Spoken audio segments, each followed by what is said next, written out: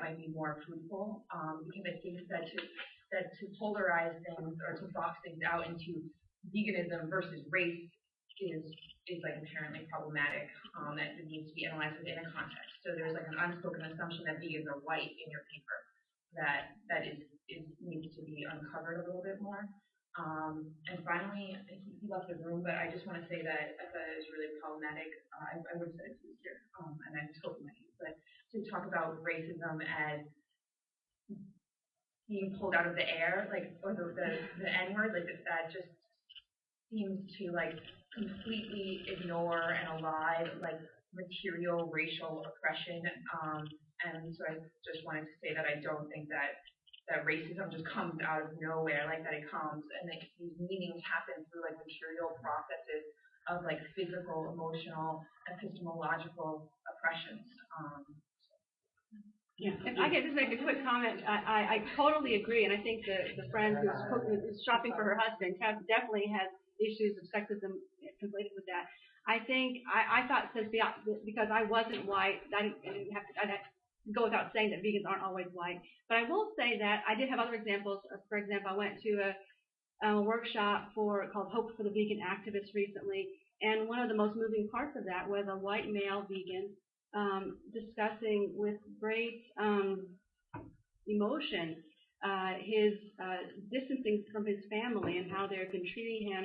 And so I think in that case, I don't see any other oppression necessarily on him. He's not too young or too old he's your 30-year-old white male, and he seems to be, from his own words, being harassed, marginalized by his own family, and he's in great pain over that. So I think there are cases. I mean, I don't know.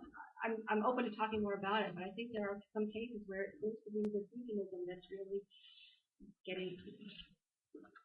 Yeah, so this is Jeff. That's a really nice paper. I was wondering, because I mean, I think it's really important what you said about not getting lost in sort of very technical philosophical arguments, and it does help people deflect and get distracted from the issue. I was just sort of wondering whether you'd had experience in trying that argument on in practice with people. I hadn't thought about that parallel. That was a really interesting one with euthanasia, but I have otherwise tried to make comparisons with companion animals. Say that you wouldn't keep dogs, they weren't your pet, and I've sort of get people just saying, if you do make simpler, more direct arguments where they can't really get lost in technical and logical details, then people just say it's different. Pets are different, and why? And they say, well, I don't know, but they just are. Yeah. And I'm sort of wondering, what do you think the limits of logical arguments, and said that we should maybe just try emotional propaganda? Yeah. So one of the dissatisfactions I didn't give voice to is standard debates, right, between the vegans and the singers on the one hand and the anti-animal people on the other. Is that I think that they often don't really come to anything, and it doesn't seem like they ever have any hope of resolving. And that's in part because I think that now this is my Wittgensteinianism coming out, right? That I don't know that the business of moral engagement with the world is fundamentally involved with, the acquisition of beliefs and the reasoning from some beliefs to others and so on.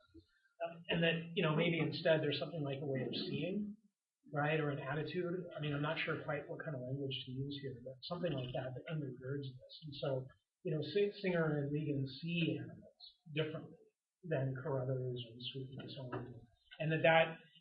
So the language that they use, right, and the arguments that they give are understood in virtue of those different ways of seeing differently one from the other.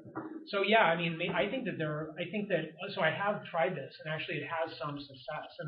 And the little, somebody could say this, what about problem animals, in quotes, what about the Humane Society, the pound and so on. And those are actually the kinds of things that they tend to say if they start scrambling. If they don't get it immediately and say, holy crap, that's right, there is something deeply wrong. And I've had that happen. these are the things that they scramble to, and so I think that there is some room to sort of keep them honest, as it were. But yeah, I'm not adverse to the idea that maybe ultimately, there's going to be some. I don't think that that our emotional lives should be thought of as being divorced from our moral, our moral thinking or moral engagement. So I'm not hostile to that. Okay, we have 3 people in the stack, and I'll be straight. round 1. I'm thinking about your guidelines for humane euthanasia, and I wonder, is it too simple? My question is 2 parts, but it'll be short. Is it too simple to just say that it comes down to a kind of calculus? Who wins, who loses, what is lost, what is gained? If I gain 1 meal, how many meals has the animal lost, or whatever the case is. I think it's that way. And then the second part of my question is, do we need to expand the notion, Benson's notion of the thelistic calculus to include, when we say the greatest good for the greatest number of the greatest number, I don't remember what it is, to just say not just the not greatest number of humans. Mm-hmm. Yeah. So I'm actually not a fan of the McMahon argument, the one about how the animals. And I think it does oversimplify, right? I mean, I think there are all kinds of complications around the question about shifting, our way of seeing animals and engaging with them in our approach and so on.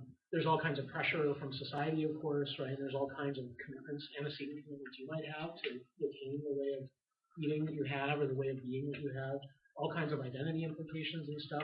So it really is horribly overly simplistic to suppose that somehow if I could tally up, right, the hedons, as it were, right, if we go back to Bentham, and find that there's fewer if we go in for eating animals, and there's less pleasure. Yeah, so I'm with you on that, I think. And I guess I would say that the problem is that.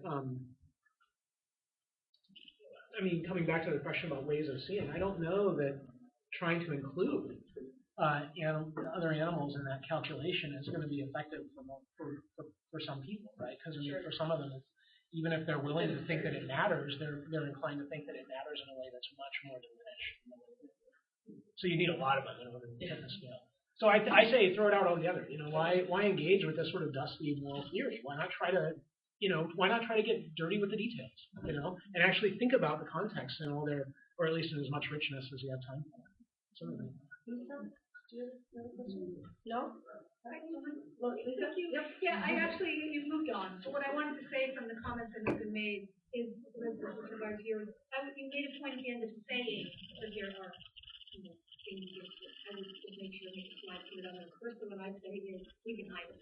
In Montana, nobody knows I'm a vegan, and I make mistakes. Yes, and that's My last slide was about passing, but I cut it off. So I did have that slide. It's on there, but I couldn't show it.